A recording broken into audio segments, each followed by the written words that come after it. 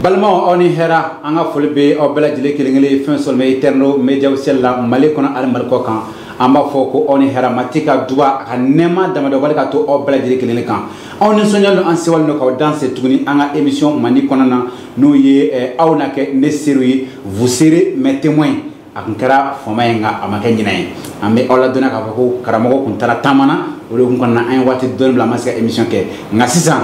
amna tanay tuni aya blaruna amna tay ayo siganye an ka partager yona ha do dem kan honana amna yoro danga karamo ma ina fa ba kalantu wana ani passer men émission présenté o révérend passer Pierre Dakoy ni o sigara belme bamo ko ra exima ni watina amna tuga dama fulga formi ba abulu kalasi aw ani nema ni watina ano dama terno media ni son jalembe an la mebo ni an fleba bela befo amati Yesu Christ atola amen ani ya foto muna akara kle flaye amanyina ko antanyina ko fana aywa tama ni ko woro de kunduna sengro na barka matigi yolu betemana herala an matigi fo terno media pagi temena aywa pagi temene ama seka pagi foli fana ga mgola donc ko danaba be ni che matika do be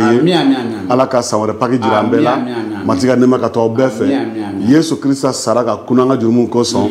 ala ka nema ke bela jilenye mo chama ga o famia ka do ala ka nema la anga foli be awye mati Yesu tola amen. Merci beaucoup. Kala ka samara pakisi le fana la ko yirana herala. Oba kalama ka banka be mission damena am ka kuma femba me kan oye chi la mission. Aw na kene sérieux vous serez mes témoins de émission a toye. Na yana nga do nga bi babu konana karamo ko an wele ka bla mo mango e pe muso ka kambele fan labe. Kan kala tare ni mo wele ni mo bore kan mo fana fu. Ko bu ambe mande bu amase fana be. Muso beto la furkala se muso beto la e pem nyemo muso ka nyemo so tola. Anga foli be danaba muso be. Eterno nin kan temana anga merlika. Antuna blaro na temana enka. Barkale kan e pem muso ya labe. Na kara danaba muso be ka kan. Be kuma kenaka. Muso roba o le ka chawa. Muso misanu ne ka chawa. Aywa ala ye mɔgɔw labɔ mɔgɔ cara fo ka dama tɛmɛ nka barika matigi ye foyi ma dɛsɛ an bɛ ala fo ka ala barika da nin kan tɛmɛ ko ɲuman kosɔn ka foli di musow bɛɛ ma ka f'u ye ko k'an bɛn 2027 k'an bɛn 2027 a y'o labɛn daminɛ an bɛ ɲɔgɔn sɔrɔ mana tuguni ayiwa san bɛ taa ɲɛ ka foli di aw ma ka ɲin'aw fɛ k'a ka taa ɲɛ ka jɛmukan ka partager a ka bɔlɔsiraw bɛɛ lajɛlen kelen kan statut ani groupe whatsapp la a y'a partager dɔrɔn aw na kɛ ne siro ye aw bɛ se ka eterno medio sel aw bɛ se k'an yɛrɛ suivre Facebook sanfɛ YouTube TikTok ani groupe whatsapp sanfɛ anw bɛ ka se ka chrétien ka kunnafoni ko lase aw ma waati bɛɛ lajɛlen na a bɛ waati jan bɔ an bɛ ka kuma cidiyan ko la Yesu Kirisa y'a fɔ ko aw na kɛ nin ko siro ye aw na kɛ ne siro ye o tɛ aw na kɛ ne siro ye an bɛna kuma bi fɛn ba min kan o ye église Yesu Christ sere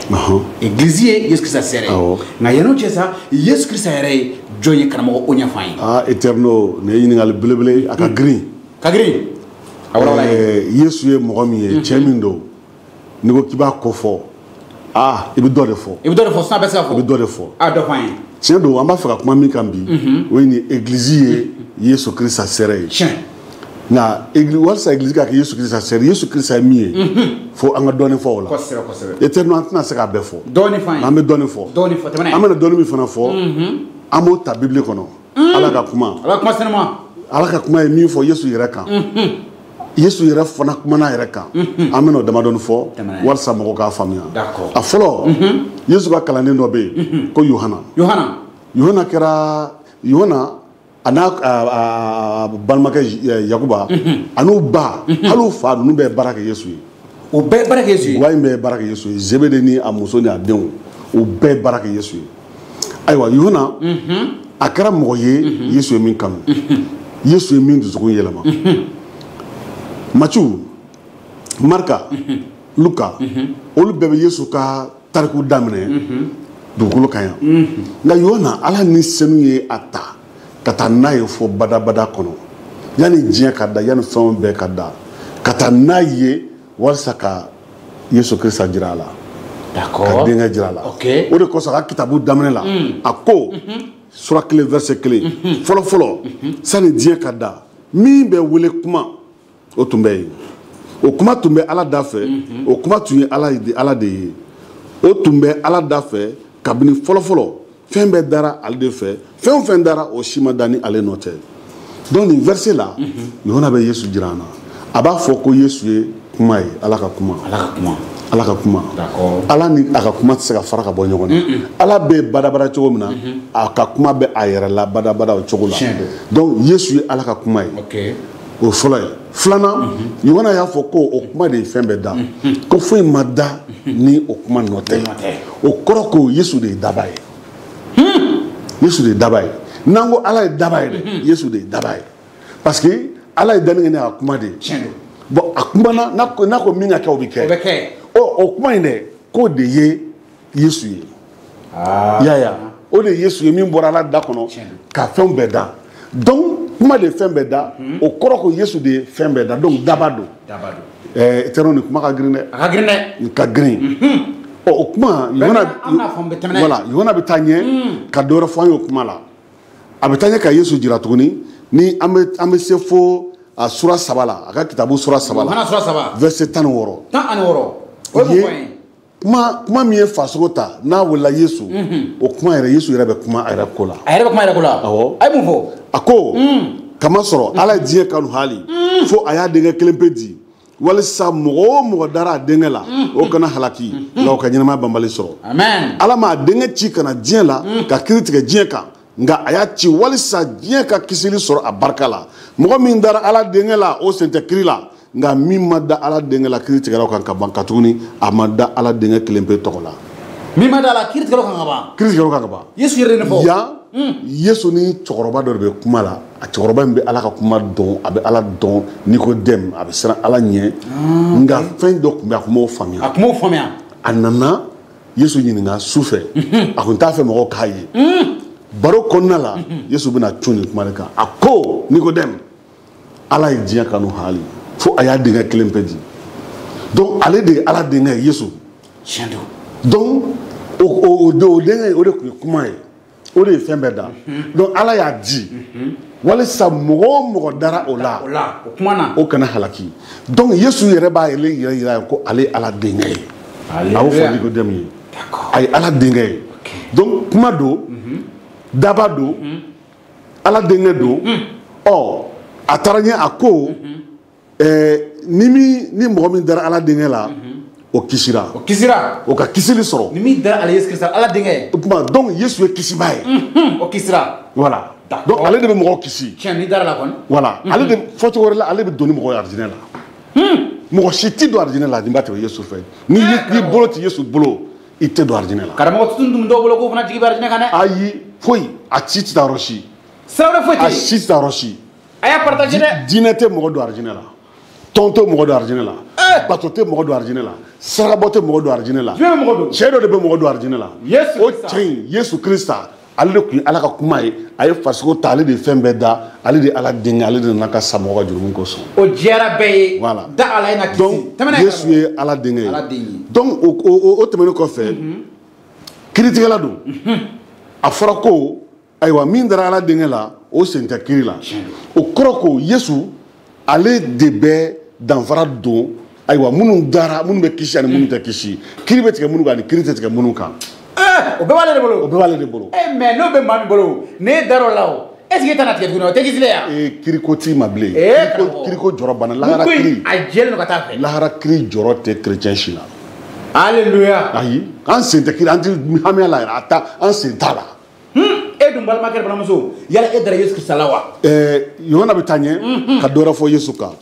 a bɛ taa tuguni fo sura 11 na Yohana sura 11 voilà sura 11 na an ka kalan ɲɔgɔn fɛ Yesu sara a terikɛ dɔ tun bɛ yen ko Lazare o sara an bɛ Lazare kelen min ko mɛn Lazare min ye tile 3 tile 4 kɛ tile 4 Yesu ma ye a nalen Yesu nalen a bɛ kuma dɔ fɔ su balimamusow ɲɛna a ko verset 25 la sura 11 ne de ye sukununi ni ɲɛnamaya ye min dara ne la hali ni o sara o na ɲɛnamaya Yesu de bɛ ka na fɔ awɔ ne a ko ten ne Yesu kumana su balimamuso fɛ a ko ne Yesu Ala denkɛ kisiba awɔ min ye fɛn bɛɛ da ne de ye sukununi ni ɲɛnamaya ye a bɛ fɛn fila fɔ a yɛrɛ kan yan sukununi ni ɲɛnamaya o kɔrɔ ko ale de bɛ mɔgɔ bɔ saya la ka na n'a ɲɛnamaya la saya sifa fila Yesu bi se ki bɔ nin bɛɛ la ka don ni ye ɲɛnamaya la saya fɔlɔ o ye jurumu ye i fara ka bɔ Ala la donc n'i ta fan fɛ i salen don mɔgɔ mɔgɔ ma da Yesu la o salen don n'i ta fan fɛ i ɲɛnama b'i sen kan mais i salen don i ni Ala tɛ ɲɔgɔn fɛ hali n'i hakili la k'i bɛ Ala ko la i tɛ Ala ko la i y'a ye donc Yesu de bɛ se ka i lana Ala ko sɛbɛ la o ye ɲɛnamaya ye Ala ka ɲɛnamaya k'o d'i ma saya filanan i ni bɛ bɔ farikolo la k'i sa n'i sara an bɛ ka dingɛ sen an b'i don a kɔnɔ i bɛ toli tumu b'i don i bɛ yɛlɛma ka kɛ bɔgɔ ye Yesu ko hali ni min yɛlɛmana ka kɛ bɔgɔ ye ale bɛ se k'o lana ɲɛnamaya la tuguni k'a sama ka bɔ bɔgɔ kɔnɔ k'a lana ɲɛnamaya la o sɛbɛya b'ale bolo nin ka girin dɛ Eterno o de sa Lazare ta y'o ye o Lazare ta tile 4 a bɛ kaburu kɔnɔ a tolila tumu y'a ɲimini daminɛ ka zɛmɛ bɛ ban ko mɔgɔ ko Yesu kana yɛrɛ sen ka taa tuguni ko Lazare tolila a ko jɔn ka taa dɛ o de kosɔn a ko toliliya tɛ se k'ale bali ka mɔgɔ lawuli o de kosɔn chrétien fɛn fɛn a fɔra kitabu kɔrɔ n'an fɛn fɛn sara ni Yesu ka buruka laban bɔra don min na san kaba la mɛlɛkɛ kuntigi bɛna buru fiyɛ pan pan pan Yesu bɛ jigin a jigintɔ maa o maa sara n'i ye chrétien n'i bɛ dugu jukɔrɔ i bɛ ji kɔnɔ i bɛ sogo dɔ i dun bagan dɔ y'i kununko i sara cogo cogo la i bɛ bɔ i kɔni bɛ yɔrɔ min na i bɛ bɔ i bɛ cogo cogo i bɛ bɔ Yesu ka buruka hali ni ye san 1000 kɛ i bɛ bɔ ni fɛn bɛ sa i bɛ wuli donc ne de ye sukurunin ani ɲɛnamaya ye ɲɛnamaya o kɔrɔ ko an bɛ ɲɛnamaya min nɔfɛ ɲɛnamaya banbali arijinɛ Yesu de y'o ye ni min dara Yesu la i bɛ don arijinɛ la jahanama t'i kungo ye bilen i tɛ hami o la i tɛ hami o la i jɔrɔ la tuguni hali bi an ka taa ɲɛ walasa Yesu ye jɔn ye Yesu ye jɔn ye o ye église Yesu Kirista seere ye nka Yesu Kirista yɛrɛ ye jɔn ye karamɔgɔ Pierre da ko ale b'o walawala ye jamana karamɔgɔ Yohana bɛ taa ɲɛ tuguni a bɛ mun fɔ tuguni k'a fɔ an ye a ka kitabu sura 14 verset 6 la Yesu yɛrɛ bɛ kuma ye tuguni a ko ne de ye sira ye ani tiɲɛ ani ɲɛnamaya mɔgɔ si tɛna fɔ Ala ma ni ma tɛmɛ ne fɛ karamɔgɔ sigin yɔrɔ kan Yesu ko Yohana sura 14 verset 6 Yesu ko di a ko ne Yesu ne de ye sira ye sira fɔlɔ sira ani mun wɛrɛ sira min don sira min bɔra sankolo la ka na dugukolo kan n'i y'o minɛ tuguni dugukolo kan i bɛ ti sankolo la mais adamadenw tɛ se ka sira si bɔ dugukolo kan ka sira dɔ dabɔ dugukolo kan k'o bɛ taa sankolo la mɔgɔ tɛ yen o diinɛw de ye siraw ye mɔgɔw bolo non a tɛ se ka diinɛ a tɛ se o Ala de nana adamadenw nɔfɛ Ala de sira bɔ ka na nɔfɛ tiɲɛ don o de ye Yesu ye o de kosɔn ko ne de sira ye sira an lamɛnbaaw bɛɛ k'o faamuya ne de sira ye filanan sira kɔfɛ dun tiɲɛ tiɲɛ tɛ fila ye dɛ kelen hakilitigiw di kodɔnnaw ko la vérité ko tiɲɛ ko bɛɛ n'i ka tiɲɛ don nkalon don tiɲɛ tɛ fila ye tiɲɛ kelen de ye wa mɔgɔ de don tiɲɛ mɔgɔ dafalen nkalon ma deli ka bɔ min da haleluya nkalon ma deli ka bɔ a da ala suma ma deli ka yɛlɛ sira ani tiɲɛ Ala ye tiɲɛ cogo min na Yesu ye tiɲɛ ten sabanan ani ɲɛnamaya sira tiɲɛ ani ɲɛnamaya donc n'i ye sira in minɛ i bɛ tiɲɛ kan wa a bɛ taa ɲɛfɔ ɲɛnamaya la arijinɛ n'i y'a kɛlen phrase kelen kɔnɔna na Yesu ye jɔn ye Yesu ye nin bɛɛ ye ayiwa o Yohana a bɛ taa ɲɛ ka fɛn wɛrɛw fɔ an ye o de kosɔn Matthieu kitabu la Yesu yɛrɛ bɛna a fɔ ye tuguni a bɛna dɔ wɛrɛ fara nin kan voilà Matthieu 28 voilà a bɛ 28 verset 18 Yesu bɛ a yɛrɛ jira yen nɔ a kununi ka bɔ su cɛ ma Eterno e delila ka c'est-à-dire e delila k'a mɛn ko diinɛ dabɔba jumɛn walima mɔgɔba jumɛn k'a sara ka tila ka kunu a ye mun mɛn fɔlɔ a ye min ka sa kunu mɛn kɔni badabada o Yesu Kirista ye o de kosɔn Yesu kununɛ ka bɔ su cɛ ma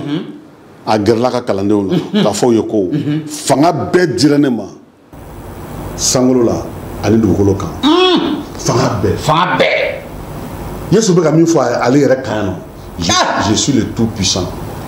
fanga bɛɛ ne de ye fanga bɛɛ tigi sebaya bɛɛ tigi ye fanga tɛ sankolo la min fanga min bɛ ne ta sanfɛ bilen fanga tɛ dugukolo kan min bɛ ne ta sanfɛ bilen parce que yan a kununɛ ka bɔ saya la i m'a ye saya de bɛ adamaden bɛɛ minɛ k'i siri k'i da siri k'i ɲɛ siri k'i tulo datugu i tɛ se ka foyi tuguni i tun b'i jama i y'a faamuya n'i pɛrɛnna mɔgɔ b'i yɛrɛ yɛrɛ n'i b'i tɛmɛ sira bɛ tigɛ bɛɛ e de bɛ ka e de filɛ mɔgɔ bɛ tɛgɛrɛ fɔ fo b'a fɔ k'a bɛ sa e nɔfɛ. mais ni sara don na mɔgɔ si sara. ni sara don min na ni sara don min na ni mɔgɔ yɛrɛ ma gɛrɛ ka i su kɔlɔsi dugawu bɛ i dun. se ka fɔ ye. wa mɔgɔ tɛ foyi ye koyi. o saya de b'o kɛ adamaden na Yesu bɔra o saya de la a ko saya e baga bɛ min tuguni i fanga banna. i fanga barika sɛbɛn banna bɛɛ fanga banna ne ye fanga bɛɛ tigi ye. sango la bolo kan Yesu ye jɔn ye fanga bɛɛ tigi le tout puissant. Éternel a ma ban. Ne bɛ taa ɲɛ tuguni a bɛ taa n'a ye fo jirali kitabu la. jirali kitabu la. Yesu jɔn. Bibili kitabu laban. karamɔgɔ bɔra ka caman fɔ an ye sa ko Yesu ye Ala ka kuma ye Yesu ye Ala yɛrɛ Yesu ye sira ye tiɲɛ ɲɛnamaya fanga bɛɛ bɛ min bolo sango dugu la karamɔgɔ dɔ fara kan tuguni. Kirisa taw église ye. Yesu ye alpha ni omega ye. karamɔgɔ i ko Yesu ye alpha ni omega ye. a y'o fɔ jirali kitabu la sura 1 verset 8 ne de ye alpha ni omega ye. a bɛ taa ɲɛ tuguni jirali sura 22 la. o jirali kitabu kelen na tuguni. awɔ verset 13 la. a bɛ tila ka o kuma kelen ka dɔ fara kan ko ne ye alpha ni omega ye fɔlɔ ni kɔsa daminɛ ni laban. c'est à dire que dɔ wɛrɛ t'ale ɲɛ dɔ wɛrɛ t'ale kɔ. daminɛ ani laban. awɔ dɔ t'a ɲɛ dɔ t'a kɔ o ye kelen ye. daminɛ ni laban furancɛ la fana ale de bɛ yen a ye ko bɛɛ kɛ ka ban pewu a bɛ fɛn bɛɛ dɔn foyi tɛ yen min b'a jatigɛ min b'a lasira. sebaya bɛɛ tigi Yesu de don. Yesu ye nin ye. Éternel Yesu Kirisa a bɛ taa ɲɛ tuguni k'a jira k'a fɔ ko ale de ye bɛna fɛn bɛɛ laban. a bɛ kɔsegin ka na. a bɛ kɔsegin ka na n'a kɔseginna ka na a bɛna ka église ta n'a église ta n'an taara sankolo la ayiwa yen sa a bɛ église bila aridinɛ kɔnɔ o tuma kiri bɛ tigɛ mɔgɔ dɔ ninnu kan. Éternel Yesu ye jɔn ye teliya la an bɛ se ka dakuruɲɛ damadɔni min fɔ o ye nin ye. nin walawala sa. nin kɛra nin ye cɛba de ye. cɛba de mɔgɔ belebele don. Ala ka kuma. voilà. fanga bɛ min na. église ye o de sɛrɛ ye. anw ye o de sɛrɛ ye duguba kɔnɔ église wa walima église bɛ de. Éternel église. parce que an b'a fɔ ka walawala de o parce que église dɔw bɛ yen kilimu b'u kɔnɔ u ka bon kosɛbɛ nka dɔw fana ta bɛ olu bɛ so fitinin de kɔnɔ mɔgɔ 6 mɔgɔ 15 yala olu bɛɛ de sɛrɛ walima église bɔ parce que église dɔw tɛ dɔw jate église ye bi o bara karamɔgɔ. Éternel Éternel église bɛɛ. Yesu ko ko aw la mɔgɔ 2 wala 3 mana bɛn ko min kan k'o deli ne sangola fan fɛ o bɛ kɛ aw ye. église bɛɛ la fitinin o de ye église bɛɛ la barikama ye. a fɔ mun na. mun na. bɛn bɛ minnu ni ɲɔgɔn cɛ. e ni muso e ye chrétien e muso ye chrétien Yesu ko 2 wala 3 aw tɛ 2 ye. awɔ ye 2 ye. wa ye église ye. ni e ni muso sigira ka bɛn min kan k'o deli Ala fɛ Yesu tɔgɔ la Yesu ko k'o bɛ kɛ aw ye. amen. o la e ni muso 2 bɛ yɔrɔ o yɔrɔ ni danaba wɛrɛ tɛ yen aw ye église de ye. o diyara bɛɛ. bon église dɔ bɛ se ka kɛ mɔgɔ 1000 mɔgɔ 5000 mɔgɔ 10000 kɛ église kɔnɔ mais bɛn t'u ni ɲɔgɔn cɛ. u tɛ se ka jɛ k'Ala deli. a ma nɔgɔ o ma ɲi o kɔrɔ église bɛɛ de ko don. église bɛɛ de ko don i bɛ duguba kɔnɔ i bɛ burusi kɔnɔ hali danaba kelen ye église ye parce que i ye Ala ka so de Ala ni sɛnɛ b'i kɔnɔ. d'accord a ye partager an bɛ taa ka n ka partenaire fo association des flambeaux de l'évangile Mali an bɛ Pascal Dembélé n'a ka cɛdenw bɛɛ fɔ kɛnɛ kɔnɔna olu minnu bɛ taa ka muso cɛsabaatɔw dɛmɛ yatimɛw ani falatɔw an bɛ taa ka Pascal fo ani ka o ladɔnniya ko kan flambeau o bɛna kɛ ɲinan ka daminɛ mɔgɔ minnu bɛ san 14 ka taa bila fo san 50 la an ɲɔgɔn sɔrɔ Segu juillet kalo tile 7 ka taa se a tile 14 ma don sarako o ye 5000 ye ka bɔ Bamakɔ ka taa Segu ka se ka na 5000 n bɛ miiri Pasteur Pierre Dako ale de ye orateur principal ye karamɔgɔ an ɲɔgɔn sɔrɔ Segu fan dɛ. an bɛ ɲɔgɔn sɔrɔ Segu n'Ala sɔnna. flambeau an bɛ ɲɔgɔn sɔrɔ Segu. d'accord. walasa ka an ka denw k'u bilasira u ye jɔn ye u ye min ye Yesu la an bɛna kuma de kan. d'accord. Ala k'ale satisfait jira n na. amina. ka foli di Bɛzɛlɛ SR mɔgɔw fana ma Timote Kamate ani Jean Kulubali an y'o de fɔ an ɲɛna sojɔ na sira fɛ a kana hami min aw yɛrɛ siso ye ka taa se ekɔliso ma dɔgɔtɔrɔso fɛn fɛn ye vraiment sojɔ kɔnɔna sira ye ayi aw kana hami tuguni a ye wele Mali fan bɛɛ lajɛlen tile fɛ hali Mali kɔ kan o ka nɛgɛjuru sira o filɛ nin ye duguma a ye wele ka taa se fourage fana ma maa min don a y'u ka kow sɛgɛsɛgɛ ka taa ɲɛ k'u ka projet caman fana yira aw la a y'u ka so ɲumanw caman hali sous-sol u caman jɔ donc Bɛzɛlɛ SR mɔgɔ an b'o fana fɔ kɛnɛ kɔnɔna Job Kone k'i fana waati na commerçant belebele don Grand Tibugu Guana rond point na a ye taa malo tulu ka taa se boisson ma o bɛɛ bɛ sɔrɔ Jean Konibara a ye taa ka sanu caman caman kɛ aw minnu fana tɛ Bamakɔ n'aw ka denbaya bɛ yan aw bɛ se k'u wele ka to ka taa ka famille livrer kalo kɔnɔna a fana nɛgɛjurusira o filɛ nin duguma an ka partenaire bɛɛ lajɛlen kelen fo kɛnɛ kɔnɔna ka taa toujours aw bɛ mission kɔnɔna na aw na kɛ ne sero ye an tɛ toujours ni an kalansenba ye église ye est-ce que ça je pense que bɛɛ ye faamuyali sɔrɔ la ɲininkali filanan ye min ye cogoya jumɛn na église ka daminɛ église la dugubaw kɔnɔ fo ka taa se togodaw la bɛ se ka kɛ Yesu Kirista seere ye cogoya jumɛn na Eterno nin ye ɲininkali belebeleba ye an ye cɛ min kofɔ sisan Yesu Kirista kɔni a ka girin cogo min na a ka bon cogo min na a ko bɛ tɛmɛ adamaden hakili kan cogo min na ka kɛ o seere ye ko ba de don Yesu de ko église ye ale seere ye a yɛrɛ de y'o fɔ ayiwa ni église bɛ k'ale seere ye an ka k'o faamuya cogo di an ka Ala ka kuma lajɛ hali bi a ka kalanni min tun bɛ ko Yohana n ye min ko fɔ Yohana bɛ fɛn dɔ fɔ danabaw ye église dɔ ye a ka lettre fɔlɔ la a ye nin lettre kɛ k'a ci église dɔ ma walisa u ka kalan u ka dɔn u ka danaya ka sabati u ka seereya u ka sabati u ka dɔn Yohana ka lettre fɔlɔ la a sura fɔlɔ verset fɔlɔ ka jigin a ko ko min tun bɛ kabini fɔlɔ fɔlɔ an ye o min mɛn an ye o min ye an ɲɛw la an ye o min lajɛ an bolo magara o min na an bɛ o de fɔ aw ye ɲɛnamaya kuma ta fan fɛ o ɲɛnamaya y'i jira an y'a ye ka o seereya kɛ ɲɛnamaya banbali min tun bɛ fa Ala da fɛ ka i jira an na an bɛ o ko fɔ aw ye an ye min ye ka min mɛn an bɛ o de fɔ aw ye walisa aw fana k'a dɔn aw fana ka don an ka jɛ la an kɔni donnen bɛ fa Ala ni a denkɛ Yesu Kirista ka jɛ la aleluya amen Yohana bɛ ka seereya ɲɛfɔ an ye yan nɔ a ko ko min tun bɛ yen kabini fɔlɔ fɔlɔ o ye kuma ye o ye denkɛ ye o ye Yesu ye o ye kisiba ye a taara ɲɛ a ko an ye o min mɛn an y'a mɛn mɔgɔ ma lakale an ye an y'a mɛn an yɛrɛ y'a mɛn filanan a ko an ye o min ye k'a mɛn k'a ye ka maga a la an bolow la o ye seereya dan ye ka dumuni k'a fɛ ka si a fɛ plajiw kan kuluw kan badaw la yɔrɔw la an n'a jɛra ka dumuni kɛ k'u bolo ɲɔgɔn fɛ munan kelen kɔnɔ an bolo magara la Yohana min bɛ ka nin fɔ kitabu b'a fɔ yɔrɔ wɛrɛ la ko Yohana yɛrɛ tun bɛ to ka i sigi k'i disi i kunkolo da Yesu disi kan i y'o fɔ mɛnɛ ka lajɛ disi bɛ awɔ ayiwa a taara ɲɛ a ko an bɛ o de fɔ aw ye an bɛ o de fɔ donc an ka kuma tɛ ziiri ye ziiri tɛ an ka kuma tɛ n y'a mɛn n y'a mɛn ayi y'a mɛn u y'a ye u yɛrɛ y'a mɛn kulo la u y'a ye u yɛrɛ y'a ye u magara la fana u n'a dumuni kɛ ɲɔgɔn fɛ u b'a dɔn mɔgɔ min don sira dafalen don i y'a faamuya sisan ko an bɛ de ko fɔ aw ye donc ka kɛ Yesu seere ye fɔlɔ o ye ka Yesu ko fɔ i bɛ se ka mɔgɔ dɔ ko fɔ n'i t'a dɔn wa walisa ka mɔgɔ dɔn f'i ka gɛrɛ a la i k'a ɲini k'a dɔn i y'a faamuya olu ye Yesu ye k'a dɔn mɔgɔ min don o bɛ se k'a ɲɛfɔ n'a jɛra voilà o de kosɔn a ko seereya ye fɔlɔ o ye ka Yesu ko fɔ église locale bɛɛ kan ka Yesu ko fɔ o ye seereya fɔlɔ-fɔlɔ ye seereya fɔlɔ-fɔlɔ ka Yesu ko fɔ awɔ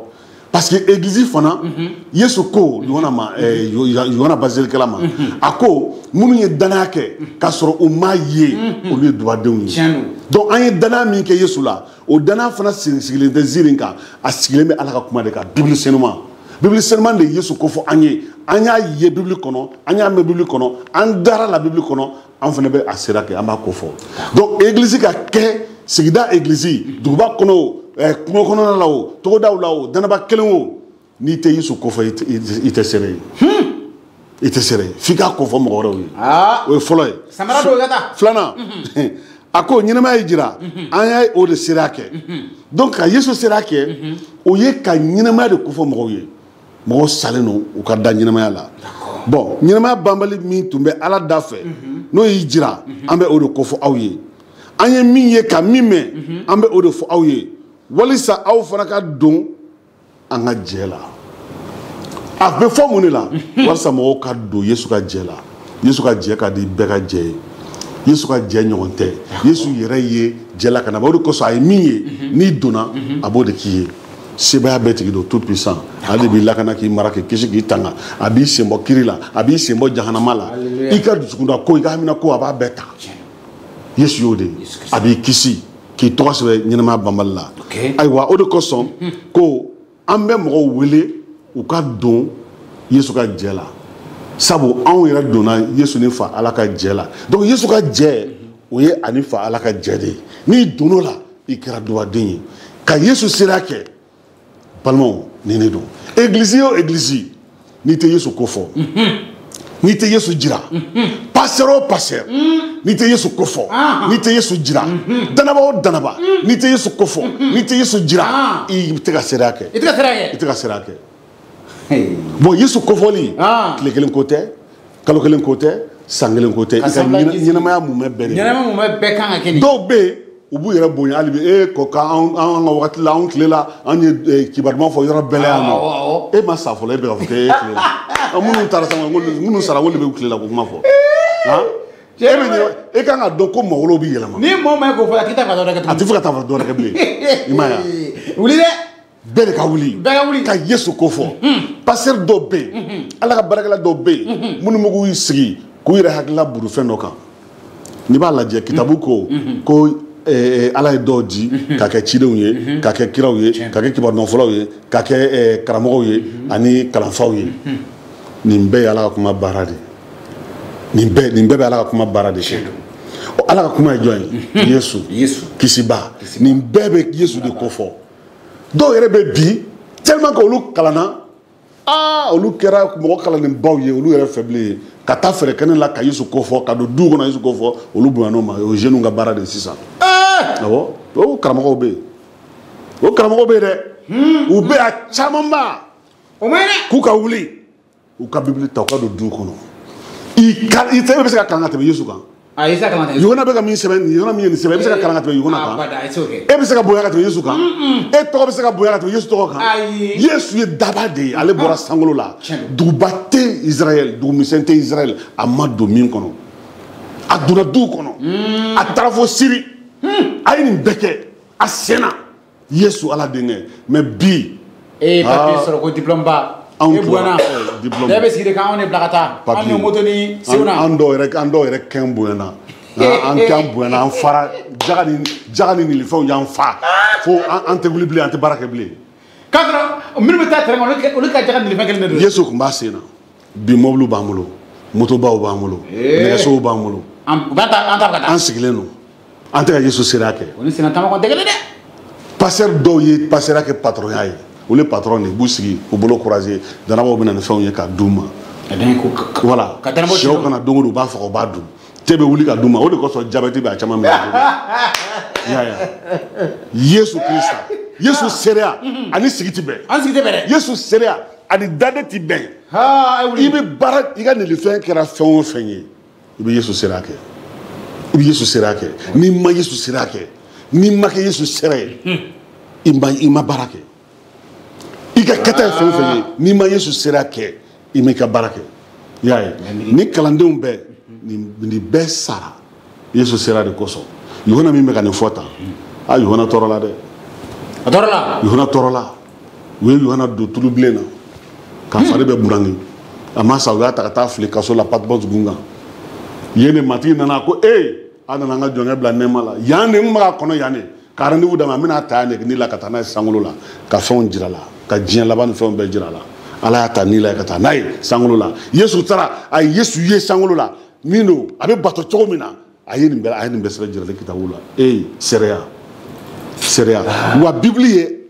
Ala seereya de ye Yesu seereya de ye o de kosɔn an man ka sigi bilen église locale fɛn o fɛn ni o de bɛ k'i waso bi k'a fɔ an y'a kɛ kunun Yesu mana fɔlɔ e ma ta fɔlɔ e sigilen bɛ balimaw an ka wuli an ka wuli merci beaucoup karamɔgɔ diyara n kosɛbɛ je pense que bɛɛ ye nin faamu ko seereya bɛ se ka kɛ cogoya dɔrɔn an ka taa ka Yesu ko welewele da i kɛra mɔgɔ o mɔgɔ ye i kɛra arana jinsi kɔnɔna na i kɛra mɔgɔba ye o i yɛrɛ ma kɛ mɔgɔba ye o bɛɛ welelen don ka Yesu seereya kɛ i taamacogo i kumacogo la i kɛwale fɛ i ka sigidaw la i ka diɲɛ fɛn o fɛn i ta ye Yesu seereya kɛ éternel an ka émission thème an y'a ta verset min yɛrɛ kan kɛwale sura kelen verset 8 Yesu ko a ye n sera u ye a bɛ na n sera kɛ an b'a kɛ cogo min na o bɛ fɔ an b'a daminɛ yɔrɔ min na ka taa fan min fɛ a ko a b'a daminɛ Jérusalem. Jérusalem. Awɔ. D'accord. O don a tun bɛ ka kuma minnu fɛ olu ye Yahudiw ye o bɛ Jérusalem a ko a b'a daminɛ yan aw kɔrɔla. O kɔrɔ aw bɛ yɔrɔ min na. A b'a daminɛ yen. A b'a daminɛ a kana pan mɔgɔ si kunna. N'a ye olu bɛɛ labɔ a bɛ bouger a bɛ na Jude. O kɔrɔ yɔrɔ minnu gunnen b'o la. Alentour. Alentour. O kɔrɔ sisan par exemple n'a sɔrɔ ne ye Yorosoga ye ne kan ka tɛmɛ Yoroso de Yoroso de ne ka Jérusalem ye. Voilà. N'i bɔra Yoroso. N bɛ taa Jarakungo o b'a kɛrɛfɛ o Karakɔrɔla fana bɛ yen. Voilà. Ani maaw ninnu. I bɛna o bɛɛ la i bɛna fɔ Kuri fo Kucala. Fo Kucala. O y'i ka Jude. Dɔ bɛ yɔrɔ de b'a daminɛ yen de. N'i tilar'o la. Yesu ko Samari. I bɛ Samari dɔn wa? O ɲɛfɔ ye. Samari.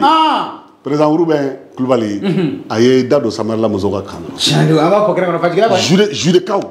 Yahudiw minnu tun bɛ Jude olu tɛ Samarikaw fɛ. Samarikaw yɛrɛ fana tɛ Judekaw fɛ. O kɔrɔ i ni maa minnu tɛ bɛn. Maa minnu b'a ɲini k'i faga yɛrɛ minnu bɛ a ɲini kɛ chrétien ye kafiri ye dɛ voilà minnu b'a ɲini k'i faga k'i mago sa k'i ta cɛ k'i juguya t'aw fɛ yen taa don u ka so o de kosɔn Yesu ko kalandenw ma a tɛ pan Samari kunna dɛ. A ti pan Samari kunna dɛ. Sira mun dara kun bɛ pan. Fɔlɔ a tun bɛ pan Samari kunna mais ne ka masaya baara la ne sera baara la a tɛ pan Samari kunna. O kɔrɔ mɔgɔ tɛ pan si kunna. Chrétien i tɛ pan jugu kunna. I b'a fɔ a ye de Yesu ko. Chrétien n'i y'i jugu saya deli o tɛ seereya ye.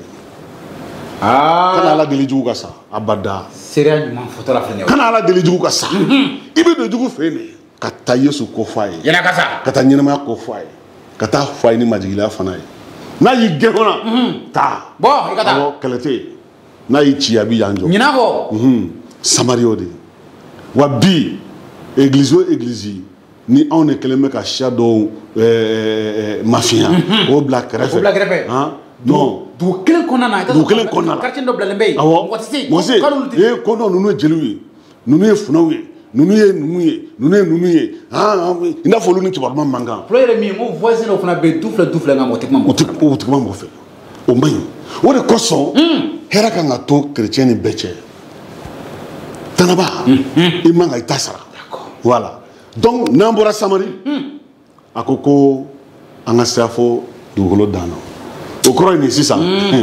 an bɛ an ka jamana frontière an ka taa fɔ yen an bɛ se o ma ka frontière tigɛ ka don jamana min gunnen b'an na ka don yen église locale bɛɛ kan ka don i y'a ye donc sirabɔ tɛ dan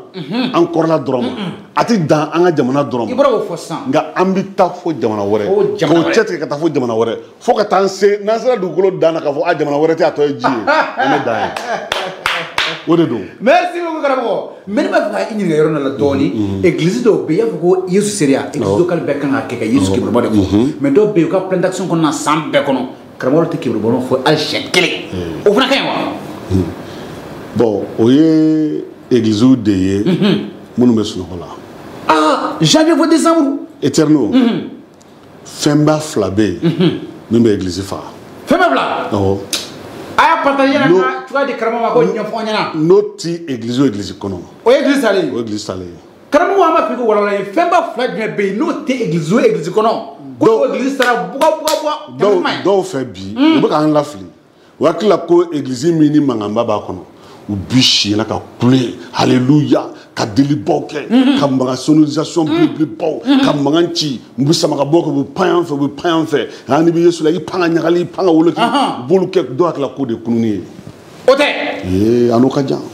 a n'o ka jan o ye mankan ci de ye. mais mɔgɔ de bɛ bolo église nɔfɛ bi dɛ. o ye mankan cilaw de ye o de ka di bi génération ye bi mɔgɔw ye. éternel n'i b'a fɛ ka église salen dɔn fɛn fila bɛ yen fɛn fila n'o y'a jɛ i b'o ɲini a kɔnɔ n'o tɛ yen n'i m'o sɔrɔ église salen don hali n'a falen don jama la. hali n'u ka minɛnw commandé ka bɔ ko ka na ka na fɛ. a fɔlɔ an ka kitabu lajɛ. fɛnba fila ko n'o tɛ église kɔnɔ église sara karamɔgɔ na bɔ ala ka kuma kɔnɔ sisan ka d'a ma. Paul ko Timothée ma Timothée tun ye Paul ka kalanden ye. yan'a ka kɛ Paul ka kalanden ye a mamuso y'a kalan a ba y'a kalan Yesu ko la. Timothée ka kuma la Timothée. d'accord. Paul ko Timothée ma ko o de kosɔn Timothée filanan sura 2 o de kosɔn ne denkɛ nɛɛma min bɛ Kirisa Yesu la i ka i ja gɛlɛya o la i ye ko minnu mɛn ne da la sere caman ɲɛna i ka olu kalifa danamɔgɔw ma olu minnu bɛ se ka mɔgɔ wɛrɛw kalan fana i ye danaya kɛ ko min na i ka o sereya kɛ mɔgɔ wɛrɛ ye ka o kalifa mɔgɔ wɛrɛ ma o fana bɛ se ka kalifa mɔgɔ wɛrɛ ma o fana b'a kalifa mɔgɔ wɛrɛ ma o kɔrɔ ko danaya église kɔnɔ ni danaya bɛ tigɛ c'est à dire que n'a tɛ mɔgɔ wolo anw bɛ yɔrɔ min na sisan minnu bɛ anw duguma anw denw n'an t'an denw kalan danaya la ala ka kuma la ka yesu ko don u la o fana ka don yesu la u ka danaya kɛ n'an ma danaya di mɔgɔ wolo nataw ma u k'a minɛ ka ɲɛ u ka banba kan o ye église salen don wa église caman kɔnɔ bi i bɛ cɛkɔrɔbaw caman de sigilen sɔrɔ hali cɛkɔrɔbaw yɛrɛ b'a fɔ bi denw tiɲɛna o b'o fɔ dɛ cɛkɔrɔba o cɛkɔrɔba n'i y'i da waga don o don ko bi den tiɲɛna i m'i ka baara de kɛ fɛn dɔ de ye den tiɲɛ o a tun mago bɛ min na e m'o d'a ma n'i kun y'o d'a ma a tɛ tiɲɛ dɛ n'i kun y'o d'a ma a tɛ tiɲɛ o ye danaya de ye o ye danaya de ye wa bi églisew lajɛ n'i b'an ka jeunes ta an ka denmisɛnninw ta sifinakaw kɔni a bɛ mɔgɔ jɔrɔ dɛ a bɛ mɔgɔ jɔrɔ dɛ gulɔ drogue cigarette i tɛ taa kan si la bi i tɛ gulɔmina sɔrɔ i tɛ cigarette mina sɔrɔ i tɛ drogue tala sɔrɔ yen awɔ u bɛ pasteur denw la u bɛ ɲɛmɛnɛba denw la u bɛ église cɛkɔrɔba denw la u bɛ bɛɛ la u b'a bɛɛ la o ye kuma sure dɛ karamɔgɔ i y'a faamuya u b'a bɛɛ la an ka jeunes b'o de la bi o kɔrɔ nin ye o jɔrɔ kun bɔ ni an ma kalan di an denw ma ka yesuko kalan di an denw ma u ka don a la o kɔrɔ waati dɔ de bɛna kɛ mɔgɔ bɛ sɔrɔ église kɔnɔ mun tɛ yesu dɔn o ye Israël sɔrɔ Josué kitabu la sura 24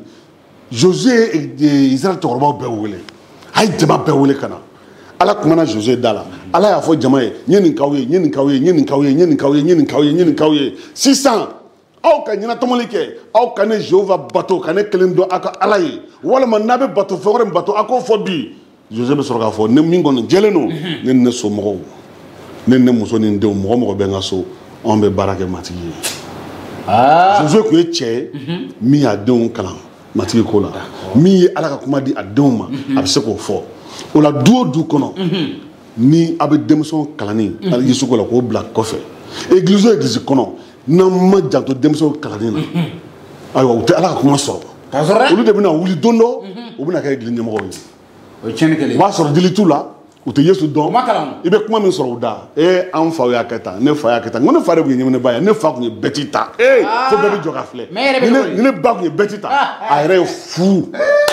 a yɛrɛ ye fu o de ye fɛn nafa e yɛrɛ bɛ cogo di voilà i fa de b'o to yen sa o y'a ta e yɛrɛ bɛ cogo di donc mɔwolo nata kalanbaliya wa o ɲɛ b'o o danger la a bɛ ka église bɛɛ gete a bɛ ka église bɛɛ bon a bɛ ka tugu église bɛɛ nɔfɛ an k'an ka denmisɛnninw kalan denmisɛn kalan église la an kana tulonkɛ n'a ye bi denmisɛn kalan kelen bɛ mun ye walisa a kana mankan ci ka cɛkɔrɔbaw ka u tulonkɛ la gan a ye taa yan fɛ o ye tiɲɛ ye église dɔw yɛrɛ la denmisɛn karamɔgɔ tɛ yen i bɛ denmisɛnninw de panpan fan bɛɛ ou bien a b'a fɔ ko denmisɛnninw ka bɔ denmisɛnninw bɛ bɔ u bɛ taa sigi suma kɔrɔ mɔgɔ tɛ yen k'u kalan u bɛ to panpan na u bɛ to nin na u bɛ to nin na o kɔrɔ bi bon o tɛna taa kalan ye min fana fɔ église kɔnɔ o t'o fana mɛn u t'o fana mɛn yɛrɛ ɲuman sini ta bɛ kɛ éternel danaba caman bɛ bi ala ye cogoba di minnu ma éternel u bɛ ka miliyɔn bɔ k'u denw bila ka taa jamana wɛrɛ la ka kalan kɛ église la kalanso yɛrɛ tɛ yen sokuru kelen dɔrɔn mais u ma deli ka yesu ko kalan kelen di u denw ma nka min ka wari ba bɔ ka t'u kalan kɔ kan o bɛ se k'o kɛ nka est-ce que kalan k'a di u denw ma i tɛ wari min bɔra u tɛ se k'o kɛ éternel o de kosɔn a caman bɛ yen n'u denw segintɔ don ni dɔrɔgu ma min kunkolo ɲami dulɔ b'o o dusukun tiɲɛ walima i b'a sɔrɔ kɛra homosexuel ye parce que dɔ wɛrɛ tɛ kɔfɛ o kɔ i taara tubabula i taara yɔrɔ o yɔrɔ i taara homosexuel de bɛ yɔrɔ bɛɛ o ye mɔnɛ filɛ dɛ o mɔnɛ filɛ wali tiɲɛna den tiɲɛna awɔ n'an de ma janto o yɔrɔ la don dɔ église bɛna kɛ église bɛ yen mɔgɔ b'a kɔnɔ mais yesu ko t'a la mɔgɔ kɔni bɛ yen voilà nka sugu tɛ o ye Israël sɔrɔ Josué kɔfɛ n'an donna kiiritigɛlaw ka waati la a fɔra ko min tun ka di min ye o b'o kɛ ala k'an dɛmɛ koyi u mɔgɔ tɛ ala la u bɛ balo bato u bɛ fɛn kolo sifa bɛɛ lajɛlen kɛ a filanan éternel n'i b'a fɛ ka dɔgɔ église salen don o église min tɛ kibaruman fɔ église ou église min tɛ kibaruman fɔ kɔrɔ salino i ɲininkali la i ko mo san bɛɛ voilà janvier fo décembre o tɛ bɔ ka hali ka sigida o tɛ taa ye kuma tɛ ko dugu wɛrɛ ma nka i bɛ programme lajɛ i b'a sɔrɔ concert bɛ yen ni concert bɛ yen ni siɲɛna hakɛ bɛ yen ni siɲɛna delili bɛ yen ni lajɛ bɛ yen séminaire wa séminaire bɛ yen ni tɔnw bɛɛ bɛ yen u bɛ dumunibaw tobi ka misiw faga dumuniw kɛ ka dabileni caman min voilà ka dabileni caman min mais kibarumanfɔ t'a la o ye église salen de ye o salen a pasteur salen ye danabaw salen bi kɔni ta n bɛ miiri san ma ban fɔlɔ dɛ karamɔgɔ san ma ban fɔlɔ an bɛna juin daminɛ o tɛ an bɛ juin kɔnɔna na donc mɔgɔ ka banba halisa tan bɛ yen ça nous reste 6 mois église bɛɛ k'i ka programme lajɛ ka taa dɔ kɛ kibarumanfɔ de ye baara fɔlɔ ye hali ni ma taa jan ka wuli ka don dugu kɔnɔ fo karamɔgɔ ka danabaw kalan de ka jagila duma ye wuli ka don dugu kɔnɔ i b'a dɔn kibarumanfɔ fɛɛrɛ dɔ bɛ dɔw bolo o ye k'u dogo de ye sufɛ kibarumanfɔ k'u dogo awɔ sufɛ kibarumanfɔ o ɲɛfɔ ye dɔrɔn an bɛ taa film bɔ film bɔyɔrɔ la sufɛ danaba bɛɛ b'i ye wa bɛɛ t'i ye ni e bɛ kokolon na dugu kɔnɔ n'e nana film bɔyɔrɔ la sufɛ e jɔlen bɛ e t'i ye o mais e k'i ka bibili ta ka kari kɔnɔna minɛ tilegan fɛ ka kari kɔnɔna minɛ 16h 15h ka taa dugu kɔnɔ ka taa jeune dɔ sɔrɔ cɛw la a n'u la n bɛ se ka sigi aw fɛ yan u bɛ chaise d'i ma a ye hakɛ to han n de bɛ to de kɔnɔ n y'aw sigilen nka kuma duman dɔ de bɛ n bolo n b'a fɛ k'o ɲɛfɔ aw ye Yesu Kirisa ka bibili dayɛlɛ n'a sɔrɔ e jogo man ɲi dugu kɔnɔ u b'a fɔ e cɛ bɔ an da la sa e bɛ nin yan fɛ e bɛ yan fɛ e bɛ yan fɛ bon donc olu tɛ sɔn kibaruman fɔ ma tile fɛ hali pasteur dɔw tɛ se ka kibaruman fɔ tile fɛ parce que i kɛcogo sigida la a ma nɔgɔ fo sufɛ o ye k'i dogo ye an ka don dugu kɔnɔ an ka don dugu kɔnɔ an ka taa dugu wɛrɛw la an ka taa ka taa an kana jɔ an Yesu ko a ye taa de an ka taa dɔrɔn donc nin fɛn fila ni Ala ka kuma tɛ di mɔgɔwɛrɛw ma mɔgɔwɛrɛ nataw ma ayiwa filanan ni kibaruman tɛ fɔ église o église fɛ o ye église salen e ka église bɛ cogo di karamɔgɔ an ka président ka district la église bɛ cogo di bi an ka ɲɛmɔgɔ aw yɛrɛ église bɛ cogo di bi a salen don wa walima a banalen don de parce que caman ta fana bɛ yen o bɛ nimangara la dɔw yɛrɛ salen don pepewu karamɔgɔ bɔra min fɔ il n'est pas tard district kɔnɔ district président bɛɛ kan k'a ka karamɔgɔw lajɛ o ka sɔrɔ district président yɛrɛ bɛ kibarumanfɔ kɛ i bɛ karamɔgɔ bɛɛ i b'u lawuli de an ka taa kibarumanw fɔ an ka taa voilà an ka taa kibarumanw fɔ k'a fɔ danaba a ye bɔ ka taa kibarumanw fɔ i district président yɛrɛ i bɛ pasteur bila i kɔ i yɛrɛ bɛ ɲɛfɛ a bɛ taa dugu kɔnɔ tile fɛ a bɛ don dugu kɔnɔ o tɛ se ka ban ka taa o la bɛɛ bɛ taa o la dɛ ɲɛmɔgɔ bɛ ɲɛfɛ o de ye misali ye o pasteur tɔgɔ fana bɛ se ka na fɔ a danabaw ye a ye wuli an ka bɔ a yɛrɛ bɛ bila anw ye district président bɛ ɲɛfɛ voilà e ka karamɔgɔ bɛ ɲɛfɛ comité ɲɛmɔgɔ bɛ yen kuranɛ ɲɛmɔgɔ bɛ yen munna k'e tɛ taa danaba cɛkɔrɔba dɔw de bɛ bi olu hakili la k'olu ka baara banna k'a sɔrɔ cɛkɔrɔba baden bɛ bi minnu tɛ Yesu dɔn cɛkɔrɔba bɛ ka ɲi cɛkɔrɔba fɛ baro la sa denmisɛnnin tɛ se ka taa yɛrɛ denmisɛnnin tɛ se ka taa cɛkɔrɔba sigi cɛkɔrɔba dɔw fɛ o u b'a fɔ ko e ɲɔgɔn denmisɛnnin bɛna Ala ko fɔ ne cogo di mais i cɛkɔrɔba ɲɔgɔn e bamusi jɛlen a bamusi jɛlen don e nana ka na Yesu ko f'a ye a b'i lamɛn wa musokɔrɔbaw fana ta bɛ ten musokɔrɔbaw fana ta bɛ ten i m'a ye ni o de tɛ église kɔnɔ i bɛna bɔ mun kalama i bɛna kuma misɛnnin de sɔrɔ église kɔnɔ dɛ a ni cɛkɔrɔba in ye subaga ye dɛ ni musokɔrɔba in ye subaga ye dɛ balimafɔlaw tɛ o de bɛna n'o fɛnw ye o ye sira kelen ko la sa o ye baara cɛ o kɔnɔ ma ɲi dɛ o ma ɲi walasa karamɔgɔ ala k'an dɛmɛ dɛ karamɔgɔ bakurubaya la an ka émission kɔni ka se a laban la nka an b'a ɲini aw fɛ a ka taa ka partager toujours émission min don aw na kɛ ne siro ye a bɛ di aw ma siɲɛ 2 kalo kɔnɔna na révérend pasteur Pierre Dako ale bɛ ka taa ka walawala ye bi an bɛ ka kuma église Yesu sɛrɛ église sɛrɛ a Yesu ɲɛfɔ anw ɲɛna k'a fɔ cogoya jumɛn na église bɛ ka kɛ Yesu sɛrɛ ani sisan fɛnba fila jumɛn bɛ yen n'o tɛ i ka église salen don n'a sɔrɔ e bɛ k'an lamɛn waati na nin fɛnba tɛ yen aw tɛ ka Yesu ko ɲɛfɔ aw mɔgɔwɛrɛw ɲɛna denw ɲɛna ka bila ani aw tɛ ka kibaruya fana fɔ a ye wuli joona joona an ma taa recevoir yanni a k'a sa n'aw ka église balen don a y'a furakɛ joona joona o kɔni ka ɲi ala k'an bɛɛ dɛmɛ émission in kɛ kun de ye vraiment ka se aw ladɔnniya k'aw bɔ fɛn caman kalama halisa don nataw la aw sɔrɔ ma to éternel ministère la karamɔgɔ kuma kuncɛ kuma na yanni an ka se fɔlɔ nin thème na i bɛ se ka mun fɔ bakurubaya la nin thème kan n bɛ se ka min fɔ bakuruba nin thème kan église bilakun t'an na dugukolo kan ni kibaruman baara tɛ mission baara kibaruman baara seereya baara a banna o de kosɔn yesu ko Matthieu sura 24 kalandenw y'a ɲininka yesu i ye kuma gɛlɛn fɔ dɛ e n'a fɔ ko Jérusalem bɛna kɛ yɔrɔ lankolon ye don dɔ la yesu nin ka gɛlɛn dɛ alabato in cɛ ɲumanba in lajɛ yesu ko don min na a tɛna kabakuru foyi sɔrɔ kabakuru kan na a bɛɛ bɛ ci ko matigi y'o fana fɔ tuguni matigi nin gɛlɛyara dɛ anw bɛ waso ni fɛn min ye matigi ayiwa i tɛ o bɛna kɛ tuma jumɛn i t'o fɔ an ye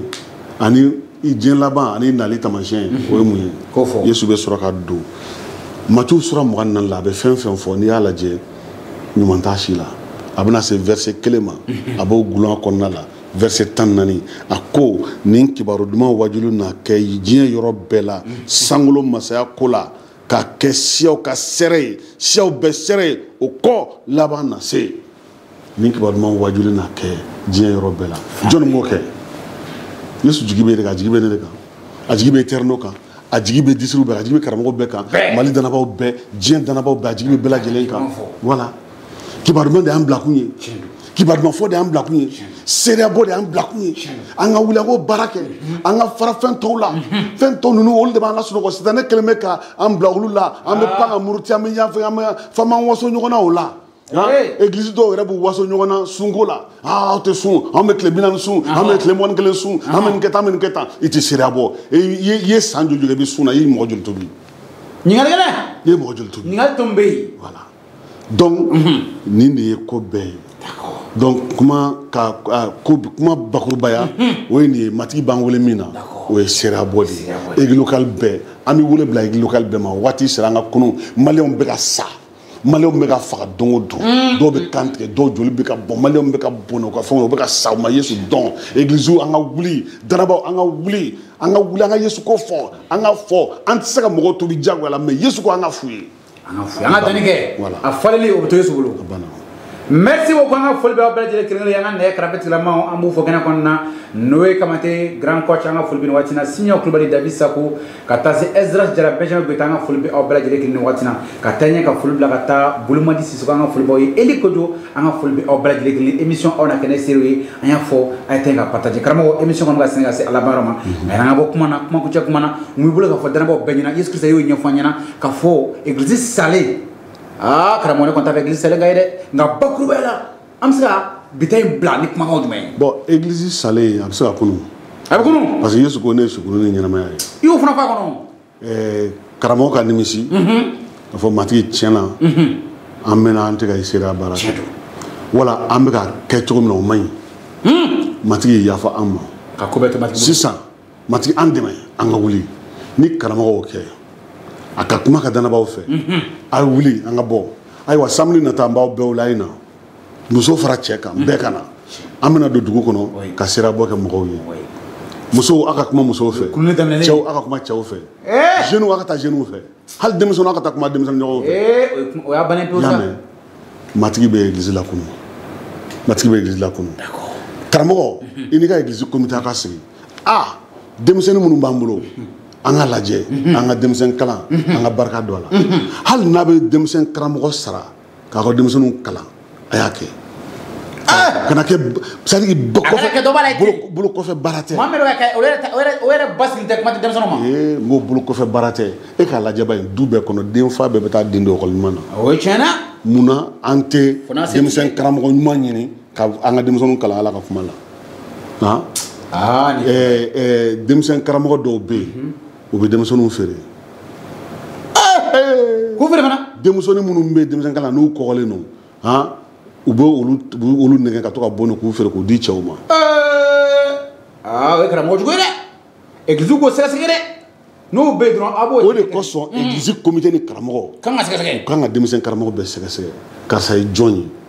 a ka ɲɛnamaya bɛ cogo di a bɔra du jumɛn kɔnɔ yan'a ka mɔgɔ denw kalifa ma voilà